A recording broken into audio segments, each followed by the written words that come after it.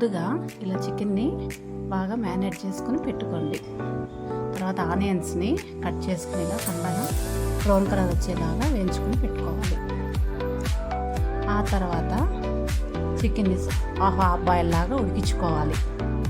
పక్కనే రైస్ సగం బాయిల్ అయ్యే వరకు 80% వరకు ఉడికేదాకా ఉంచుకోవాలి. తర్వాత ఒకదానమ్మటి ఒకటి లేయర్గా పరుచుకోవాలి.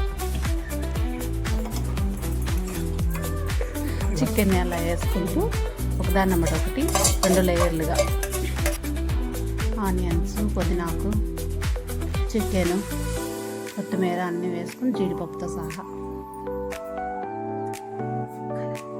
ఫుడ్ కలర్ కూడా వేసుకోవాలి. ఇంతే, సింపుల్.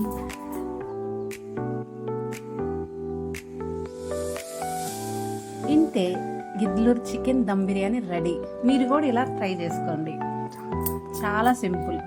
పిల్లలు ఎప్పుడు కావాలంటే అప్పుడు అడిగితే చేసి ఇవ్వచ్చు.